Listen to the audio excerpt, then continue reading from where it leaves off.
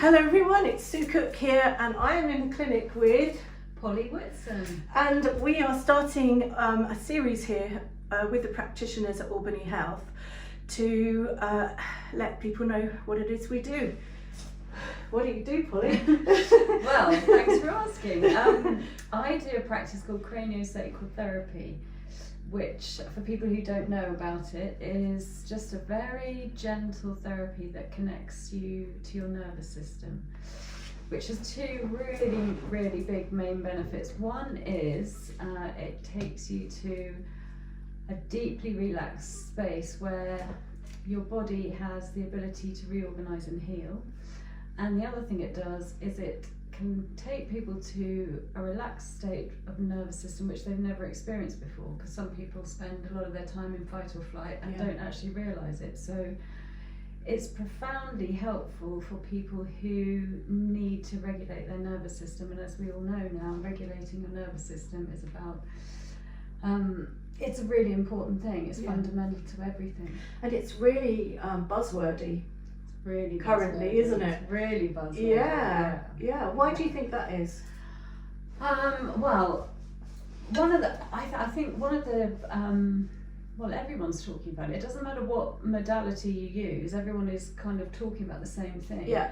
So everyone's getting to the same end destination point, which is, if you've got a regulated nervous system, for a start, your physical health, your body can heal itself. Your mental health is stable.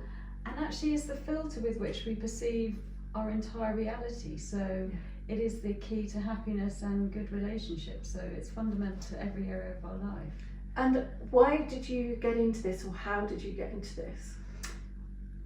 That was, I've been having cranio with someone who I would describe as my witch, because that's how it made me feel. She made me feel much better. Yeah. That's the only way I can describe it. And I've been having cranio, and I went there once, and it was literally divine inspiration. I just suddenly said to her, I said, could I learn to do this? And she said, of course you can. And I was like, wow. And so I did. And actually it has taken me from, you know, like a lot of people, I'd spent my life unconsciously with a dysregulated nervous system. And I really believe that we kind of pick up and almost inherit the nervous system that was our mother's, which is basically setting the tone for the nervous system in the house. And my mother, like lots of mothers, was anxious and overburdened, and that was what I thought was normal. And then you go along and you do lots of cranio, and suddenly you have this space where your nervous system is regulated, and then you go away and you might get triggered out of that state. But then you go back again, and then those spaces in between get shorter, and your nervous system being regulated gets longer. And then you learn what triggers you out of it and how you can get back into it. And eventually, you can live your life with a regulated nervous system. So, I don't know if that answered your question. Yeah, but absolutely. So what was life like for you before you had a regulated nervous system? Well, I had a lot of anxiety. I found myself distracted a lot, worrying about things. I think one of the kind of really interesting things is, well, for a start, doing this podcast, which would have terrified me. Yeah. And I think that the regulated nervous system gives you a different filter for life. So if I said to you, Sue, how do you feel like coming with me next weekend and jumping out of an aeroplane, what would you say? I won't do it. Yeah. But if you know that same thing, you could say the same external stimulus to someone would produce excitement, and to someone else will produce fear, and that's often the filter that they're regulating it through. Yeah. So life for me now, I think it's easier to answer it that way around, is so much more joyful and purposeful. I'm not frightened of things. My relationships with people are better. I'm able to use my prefrontal cortex all the time rather than living out from my amygdala, which is, you know, all about. And yeah, it's life-changing, it's profound. That's so nice to hear, because there are many paths up the mountain, aren't there? There are many paths up the mountain. And I'm loving listening to you talk about this. So, and your own personal experience has been incredibly transformational. Yeah. And obviously you're achieving that for your patients as well, which is lovely. Yeah. What other snippets of interestingness would you like to share? Well, for cranio, one of the other really fascinating things that I find truly inspirational is that, so it's in our bodies we store trauma, and we can store physical trauma or emotional trauma, and a lot of the trauma that we store it's not conscious trauma, it's something that's happened to us, we've got no conscious memory of it. In fact, I had a really interesting time with one client of mine where she just suddenly sat up and said, oh my God, I remember falling off a swing when I was 6 and I hit my head on something. And that memory had been stored in her body, and as the cranio was kind of letting this trauma come to the surface to be released, the memory came back to her. And that's very common, and we have a really fascinating network of connective tissue called fascia, which I'm sure you know about, which literally stores the memories. So if we walk around, the other way of looking at it is, if we walk around with all this trauma in our bodies without knowing it, that can dysregulate your nervous system. So there's a sort of physical element to it as well. And if you unwind the fascia and release the trauma in a very gentle way, it's not in any way kind of frightening, you can then have a more regulated nervous system from releasing the stored trauma. That's wonderful. It is. So this would work with pre-verbal states? Absolutely. Yeah. Tell us more about that. Well, I think a lot of us, for me, one of the journeys I've been on is to know that my sort of sense of lack of safety was not only pre-verbal, it was prenatal. And I think there is a lot of generational trauma that we can hold in our systems as well. And so I've done actually quite a lot of work on myself on the kind of prenatal stuff, and the fact that my nervous system was unsafe before I was born. Yeah. And that sounds kind of out there, but I mean, it doesn't actually. If you think that you would have been an egg inside your mother, inside your grandmother. Yeah, so my grandmother, who was during the Second World War, was in the East End, with her husband off being shot down over enemy territory, looking after 3 small children with bombs falling around her. So, yeah. And not very surprising, is it, when you look at that? And actually, I think it's so important to name that, because you said about generational trauma, I totally believe in that. Yeah. And how it isn't actually out there. Yeah. Because it's real, it's an experience that your body knew. My body knew, my body knew. And your mum's body knew. Exactly. I love that. I love that there's therapy that addresses that. Yeah. Isn't that brilliant? Yeah, it is. It's amazing. It is amazing. And it sounds kind of scary, but once you've named these things and you've identified them and you've looked at them, they don't have the power anymore. Yeah. And I think that's the positive thing. Not that there's all this trauma, but that this trauma is able to be seen and then released. Yeah, brilliant. Yeah. That's joyous, actually, isn't it? It is. Yeah. It is. So, it's trauma of other sorts, trauma that adults might have acquired. Yes. Tell us about that. Well, I mean, physical trauma is an interesting one. And obviously, if you have a broken bone, or you have, particularly a broken bone is a good example. If you break a bone, sometimes you need it setting, but your body will heal it. It's not the doctor that fixes the bone, the body fixes the bone. But often around associated a bone break, or maybe some trauma because of surgery, you'll have soft tissue damage, which will be traumatized. Yeah. And cranio is really good at allowing that tissue to unwind. And actually, from my own experience of breaking my shoulder, breaking the shoulder wasn't the problem, the frozen shoulder afterwards was the problem. Yeah, that's a kind of secondary thing It as is. a result of immobilising. Yeah, immobilising, getting a frozen shoulder, which for anyone who's had it will know how painful that is. Yeah. And actually, something like cranio, obviously a doctor with a bandage or a sling can help you with a broken bone, but there's very little they do about things like soft tissue damage and frozen shoulder. Often people live in pain for a long time. Yeah. And actually, cranio is a very good way of allowing that to unwind. That's just great, isn't it? Yeah. Love learning this. Yeah. Yeah. So, what else? What other interesting snippets? Well, if you haven't heard about fascia, one interesting thing you can do with fascia is, if an experiment to kind of show you how our body is connected all the way through, is if you stand up and you bend to the side and try and touch the floor, you'll only be able to go a certain distance. Yeah. If you then take a tennis ball and put it under that foot and you roll that tennis ball around for a minute or two, and then you do the same thing, you'll find that you'll be able to move a few more inches towards the floor, and that has just unwound the fascia on that side of your body. So it's just a kind of really interesting way to show that this fascia is everywhere, and it is holding everything together, but it's also holding tension. Yeah, I've only learnt about fascia in the last few years. I did my science degree and I did anatomy, did physiology. Fascia was not mentioned once, but that was 30 years ago. Yeah. And what I've been finding out more recently is about the fascia and how it does exactly that. It's contains everything, and how important and significant it is. Do you think we know all there is to know about it, or do you think it's got more surprises? What's your view? Well, I think that, you know, in the last 10 years we've started to understand it, but I think there's a lot more to understand. I mean, for a start, I think they initially thought it was just a connective tissue, but now we know it's a tube. And in that tube is water, but it's not water in a liquid form, it's in a crystal form, and there is some connection in that holding memory, and I'm not sure we can actually pinpoint why that is at the moment. But crystal water. What else do you know about that?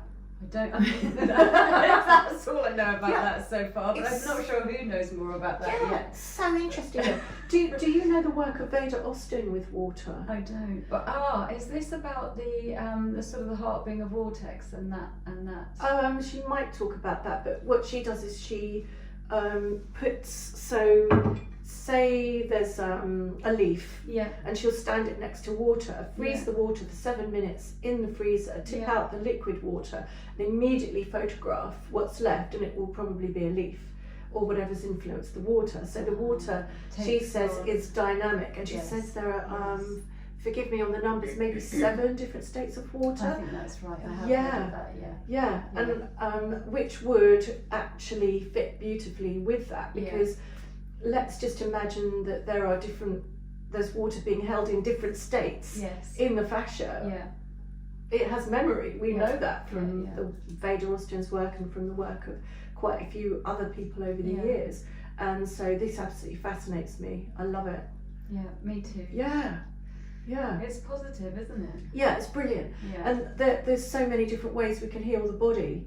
And this is, am I right in saying quite simple, or is that too simplistic? What's accessible? I think I mean accessible. Accessible, very accessible, yes. Because it's very gentle. And you know, you can do it on babies. And actually you can treat mothers and babies together. And so yes, there's no kind of requirement for, you know, it's age appropriate from birth through to elderly, and yes, you don't need to be in any certain physical or mental state to benefit from it. I love that. I love that. So do you ever use other therapies with it, or is it a standalone? No, for me it's a standalone. Yeah. And do you ever refer people to other therapists? I only say that because I refer patients to osteopaths and craniosacral therapists in my line of work, so I just wondered if you do. Yes, certainly. I mean, sometimes for counselling or psychotherapy. Oh, okay. And sometimes it might be that there is a physical impediment that needs, you know, a more traditional approach. Oh, okay. Yeah. But you wouldn't classify it as an alternative therapy, would you? It's really not. Cranio. It is an alternative. Oh, is it? therapy. Oh, okay. I'd imagine To me, it's all Is it? mainstream these days, but then that's just my perception. Well, no, for me personally, Yeah. no, I agree. Being a homeopath, which in my head's normal. Yeah. Yeah. No, I agree with you. I think for a lot of people it would be, but no, for me it's not. It's actually fundamental to. Yeah, that's how I see it. Really foundational. Yeah, I think it depends. Obviously, in the West, we're used to addressing problems, and I think, especially if you're someone who likes to look at health as something that should be maintained rather than something you only worry about when something goes wrong. Yeah. And you know, having cranio is a good place to start to allow your body to take it to a place of healing itself. Yeah. I love that. Yeah. I love the fact that you're using the body's natural healing abilities to support itself. It's wonderful. Yeah. Aren't we amazing creatures? We are amazing. We just need to be given the conditions to be amazing. Yeah. So what else? Do you want to add anything else to that? I think I've covered the main things that I came here to say. So how long is a treatment? A treatment is 50 minutes, and you just lie on a treatment couch, fully clothed, in a nice kind of safe, warm environment, and I connect with your nervous system, and then you go to a sort of nice, the way I describe it, the feeling of it is, it's a bit like having your nervous system put in a warm bath. Oh, lovely. It's rather lovely. Yes, please. And so you're taken to a place, I'd call it a sort of liminal space between awake and asleep, where your body just has that chance to reorganise itself. Yeah. And it might be that, you know, I spend some time at your feet, at your head, at your sacrum, and it might be just a very gentle experience with no sort of physical movement, or it might be that you have got frozen shoulder or something and there's an actual physical unwinding to do. But again, that's not painful, there's nothing you need to do or worry about. But you just tend to be in that space between awake and asleep where you feel deeply relaxed and you can sense that your body is in a space where it can reorganise. Lovely. Yeah. I vaguely remember when I was studying at uni, one of our lecturers was an osteopath, and I was talking to him one day about, in those days it was called cranial osteopathy, now it's cranio sacral. And he said that the pressure you use is less pressure than it takes to bend a piece of paper. Absolutely. Is that still the case? Absolutely. I mean, you're sort of connecting more, and on the whole, you're connecting more energetically. And so you can be very, very, very gentle. And that's why it's nice for babies and newborn heads and, you know, things. You're not applying any pressure at all. You're just allowing the space for those, you know, the reorganisation to take place without manipulation at all. Brilliant. And so on babies you might use it if they've had a forceps delivery. Absolutely. Or cesarean. How does it work? What do you? Well, from a forceps delivery for sure. And actually, I had a friend of mine whose baby was born almost with a second head on her head because her head was so deformed. The kind of swelling on her head was so enormous, and she went for cranio, and within 4 or 5 days the whole thing had reorganised itself. But that poor baby until that point was screaming and screaming because those bones are so soft when you're born, and the damage that's done sometimes is really intense. I know it's horrible, it's absolutely horrible. Sorry, what was the other part to that question? There was something else you were asking. I asked about cesarean. Cesarean is an interesting point. When we're born, we're set up to be born normally. And so and actually when babies are born, they're coming from a very kind of dark, warm, quiet environment, and then the physical process of birth is very kind of intense and dynamic, and physical.